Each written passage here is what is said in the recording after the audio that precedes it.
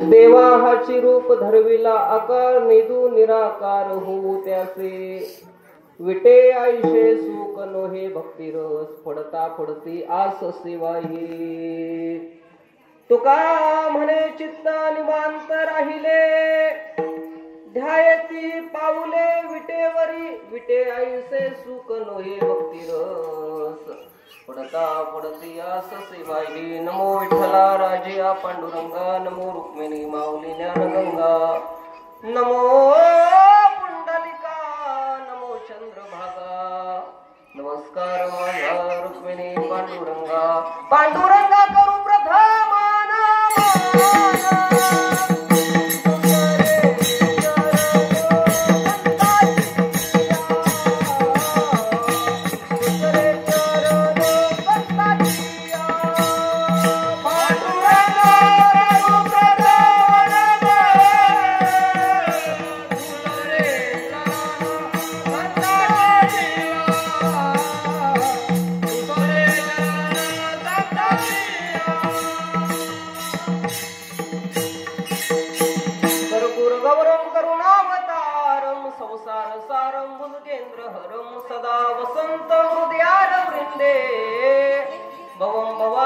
सहितं नमामि कैलास राणा शिवचंद्र मौली फणींद्र माठा मुकुटा झळाळी कारुण्य सिंधू भव दुःखहारी तुझवीन शंभू मज कोणी तारी शरण शरणानुमंता तुम्हालू रामदूता काय भक्तीच्या त्या वाटा मज दावा व्यासुपटा नमो सद्गुरु तुके ज्ञान दीपा नमो सद्गुरु सच्चिदानंद रूपा नमो सद्गुरु भक्त कल्याण मूर्ती नमो सद्गुरु भास्करा पूर्ण कीर्ती मोक्ष पद तुच्छ केलिया कारणे आम्हा जन्म घेणे युगायुगी विटे ऐसे सुख नोहे भक्ती रस पडता पडती आस सेवा हे सेवे करता निवडलेला भंग देवाचे सुप्रसिद्ध साधू वैराग्याचे महामेरू वारकरी संप्रदायाचे कलस्तनी असे असणारे जगत सम्राट तुकोबाराया यांचा सेवे करता भंग निवडलेला आहे आणि या भंगाद्वारे जगद्गुरु श्री तुकोबाराया भक्तीचं रहस्य सांगत असताना मोक्षाबद्दल तुच्छता व्यक्त करतात मोक्ष पद तुच्छ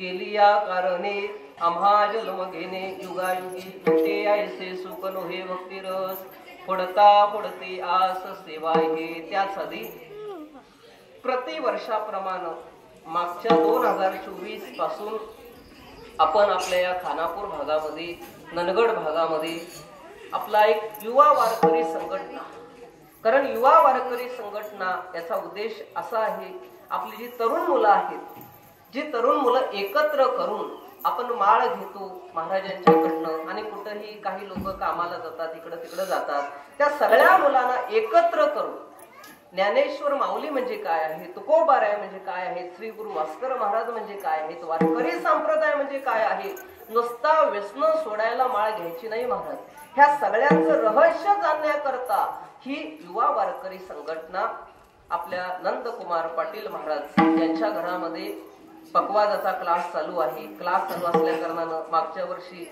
मी सुद्धा त्या ठिकाणी गेलो आणि गेल्यानंतर त्या ठिकाणी सांगितलं आपण एक काहीतरी कार्यक्रम करूया तुळशी पौर्णिमा नंतर सगळ्यांनी सहमती दिली आणि मागचा जो कार्यक्रम आहे ननगड मध्ये पार पडला त्याचबरोबर आजचा जो कार्यक्रम आहे या वर्षामध्ये 2025चा ह्या बेकवाड गावामध्ये अतिभाग्यानं हा कार्यक्रम पार पडत आहे आणि या मुलांच्या वतीनं माझ्याकडे आजच्या कीर्तनाची सेवा आलेली आहे पण सेवा देत असताना खांदी बहार पोटी भूक काय कीर्तनाचे सुख वेळ झालेला आहे पण काही काळजी करू नका मला टीव्ही वरती कीर्तन करून सवय आहे फक्त 45 मिनिटांमध्ये सेवा करण्याचा प्रयत्न करतो विठोबा रघुमा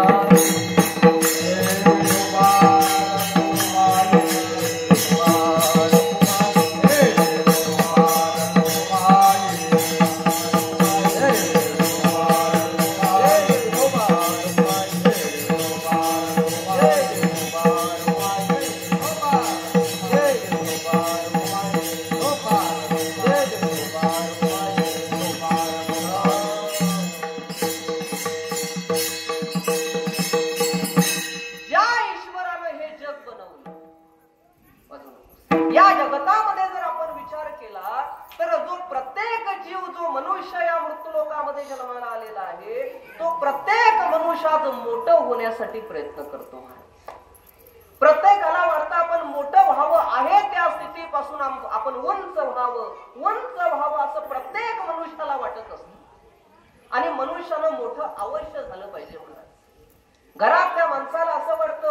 मोठं म्हटलं पाहिजे, घरच्या लोकांनी मलाच मोठं म्हटलं पाहिजे, बुधवारच्या बाजारला मलाच पाठवलं पाहिजे, घरच्या माणसाला वाटतं, गल्लीतल्या माणसाला असं वाटतं गल्लीमध्ये मलाच मोठं म्हटलं पाहिजे, गावात गेला मलाच मोठं म्हटलं पाहिजे, तालुक्यात गेला मलाच मोठं म्हटलं पाहिजे, जिल्ह्यात गेला मलाच मोठं म्हटलं पाहिजे, किंबहुना या देशात जरी मनुष्य गेला त्या प्रत्येक माणसाला असं वाटतं की मला मोठं म्हटलं पाहिजे.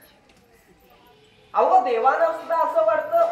साधं व्यवहारातलं सांगा, एखादा चेअरमन असेल, चेअरमनला वाटतं आमदार व्हावं, आमदारला वाटतं खासदार व्हावं, खासदारला वाटतं गृहमंत्री व्हावं, गृहमंत्र्याला असं वाटतं मुख्यमंत्री व्हावं आणि मुख्यमंत्र्याला असं वाटतं आपण पंतप्रधान व्हावं. देवाला सुद्धा हे वाटतंच ना. चंद्रदेवाला असं वाटतं आपण सूर्यदेव व्हावं, सूर्यदेवाला असं वाटतं आपण इंद्रदेव व्हावं, इंद्रदेवाला असं वाटतं आपण ब्रह्मदेव व्हावं, ब्रह्मदेवाला असं वाटतं आपण महादेव व्हावं आणि महादेवाला असं वाटतं आपण काय व्हावं, विष्णू व्हावं. प्रत्येकाला मोठेपणा पाहिजे, पण महाराज सांगतात की आम्हाला जो मोठेपणा पाहिजे, आवाज कमी जास्त काय करू नका, आम्हाला जो मोठेपणा पाहिजे आहे महाराज, प्रत्येकाला मोठेपणा पाहिजे आहे, पण महाराज सांगतात मनुष्य एकदमच कधी मोठा होऊ शकत नाही, एकदमच कधी मोठा होऊ शकत नाही. आपण कुणाला तरी मोठं केलं तर मनुष्य आपोआप जीवनामध्ये मोठा होतो. नाहीतर स्वतः जर मोठेपणा म्हटलं तर महाराज सांगतात जो स्वतः मोठं म्हणतो ना, महाराज त्याला प्रमाण सांगतात, ज्याच्या अंगी मोठेपणा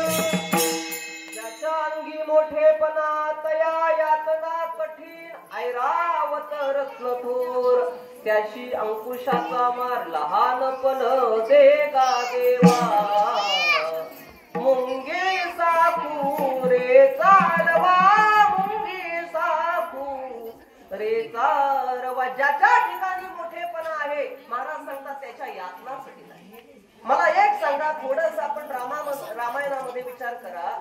मला सांगा, रावण मोठा होता का नाही? रावण किती मोठा होता? सगळे देव त्याच्या बंदिस्त होते, सगळे देव नको नको ती कामं करायचे रावणाचे.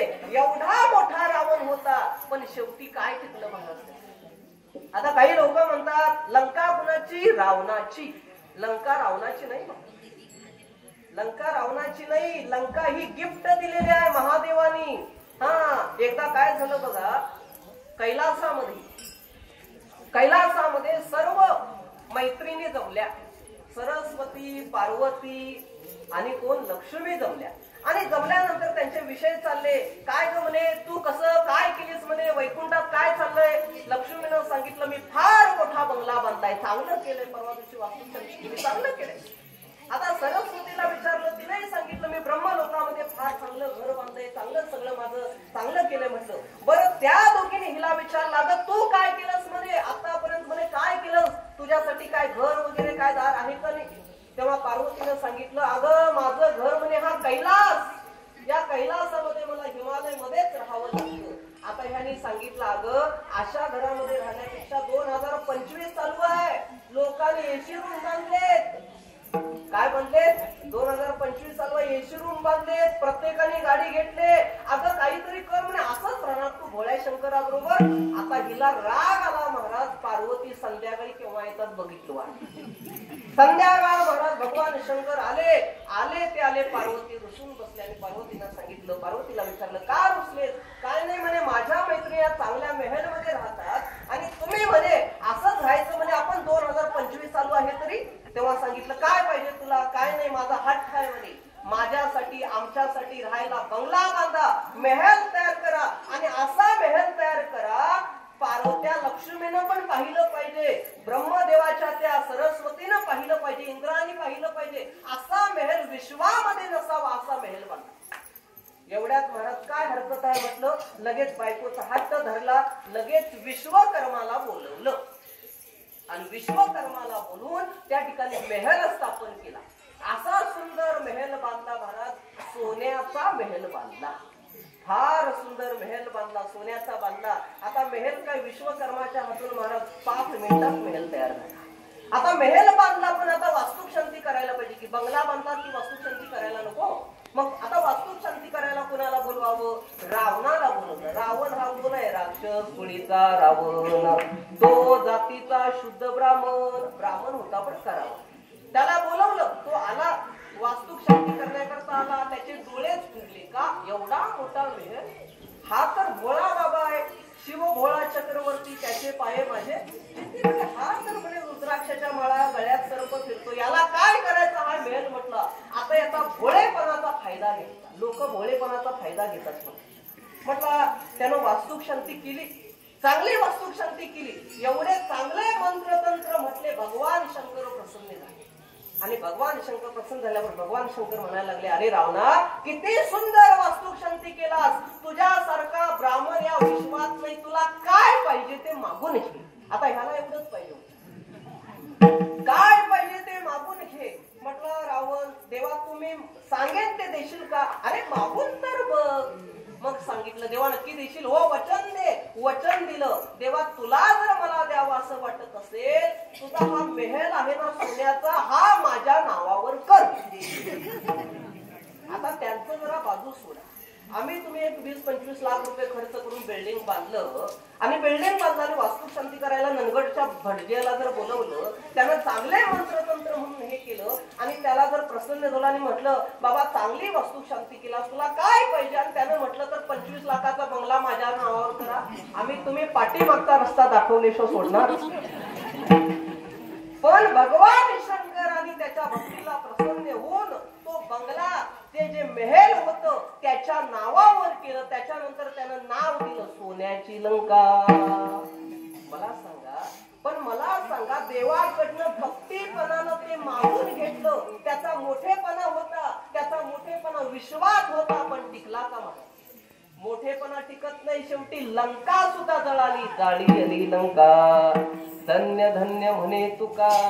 रावणाचा मोठेपणा टिकत नाही महाराज. म्हणून आपल्याला जर मोठं व्हायचं असेल तर कोणाला तरी मोठं करायला शिकलं पाहिजे. पाठीमाग पाय ओढण्यापेक्षा त्याला मोठं करायला शिकलं पाहिजे. जो मोठं करतो ना, दुसऱ्याला मोठं करतो, तो खरा मोठा असतो, लक्षात ठेवा.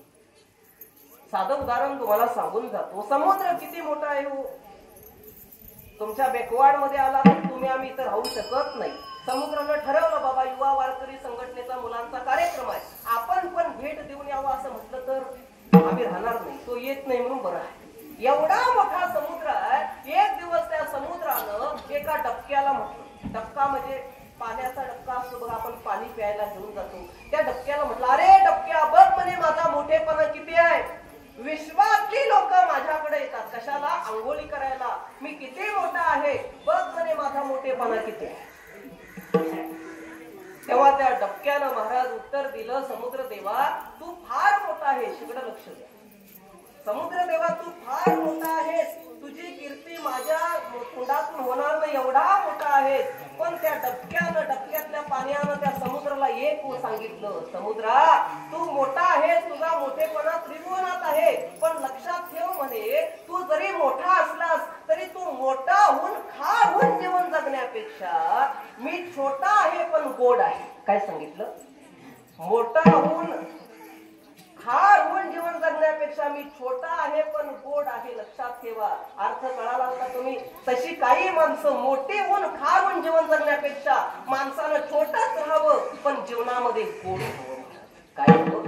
गोड हवावं. साधं उदाहरण घ्या, पंतप्रधान नरेंद्र मोदी साहेबांचं उदाहरण घ्या. पण आपल्या देशाचे पंतप्रधान नरेंद्र मोदी साहेब, त्यांना एका पत्रकाराने प्रश्न केला, अहो मोदी साहेब तुम्ही एवढे मोठे कसे झालात? एक चहा पिणारे होता, पण आज एवढे मोठे झालात, जगात पंतप्रधान झालात, काय सामान्य परदेशातली लोक सुद्धा तुमचा आचार विचार घेतात, कसे मोठे झालात? तेव्हा त्या मोदी साहेबांनी सांगितलं, अरे बाबा माझ्या जीवनामध्ये मी एकच केलं, मी चहा विकणारा होतो, या डब्यातून त्या डब्यात, त्या डब्यातून ह्या डब्यातून, पण जो कोण मनुष्य मला भेटत होता त्याला मी नमस्कार करत होतो. जे जे भेटे भूत ते ते मानिजे भगवंत, हा भक्ती योग निश्चिंत जाण माझा. मी नमस्कार केल्यामुळे लोक म्हणायला लागले हा मनुष्य चांगला आहे, कुणाची निंदा करत नाही, कुणाचे पाय ओढत नाही, पाठीमागं कुणाचं काय बोलत नाही. आपण या माणसाला पुढे आणूया. समाजानं विचार केला आणि मोठेपणा दिलं. म्हणून तुम्हाला जर जीवनामध्ये मोठं व्हायचं असेल तर महाराज एका ठिकाणी सांगतात, नम्र झाला Ah